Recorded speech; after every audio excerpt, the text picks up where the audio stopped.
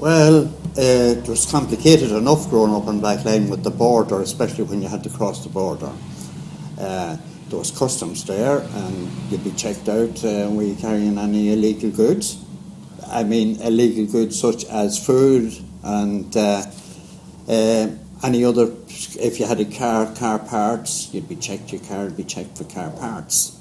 At that time, you had a bond on your car. There was a bondsman on your car. You bonded his car, the Northern Ireland man, and that meant that he was responsible for anything in Northern Ireland. If you'd done something in Northern Ireland wrong, that he'd be responsible for bailing you out and taking the law with you. So, and you'd do the same for him. And then there was curfew on the border then for crossing with cars, so you couldn't cross after 8 o'clock in the evening, and it was 8 in the morning again when you got clear. So during that time, if you had to cross the border between 8 and 8 in the morning, you'd have to make a request at the custom hut. The Irish custom hut were the people that were in charge of it at that time. So when you'd make a request, then it was 2 shillings for a request. So your request time would be, you'd say to the custom guide, now you were going over before 8 o'clock in the evening. And the request then would be, you would have an hour to work on the request. And the request, we say you said 12 o'clock, well, you had from 12 to 1 to cross. But if you didn't make it then, you had to stay in your car to stay the other side of the border, and you had to walk home or get away home and go back in the morning for it.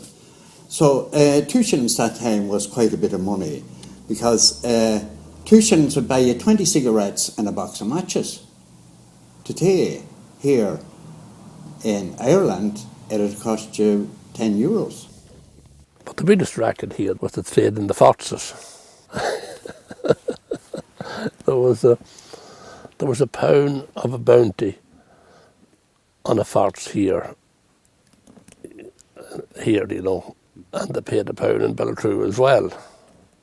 And they came down here, you see, with the fox, and the guard cut the tail off the fox, and they paid you the pound, you see, the pound bounty. And then you drove to Beltru then, to the police in Beltru with the head of the fox, and they took a bit of the tongue. But you had to get someone in Beltru, you know, you couldn't go from here in, but you had to give it to someone in Beltru to go in with the head, you see. It was a very profitable fox. And sometimes the police wouldn't bother their head and messing their hands up, you know, cutting the tongue.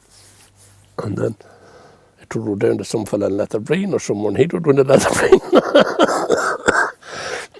Marriage, and get another pound paid on this fox.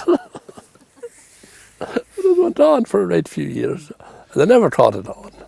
Never caught it on.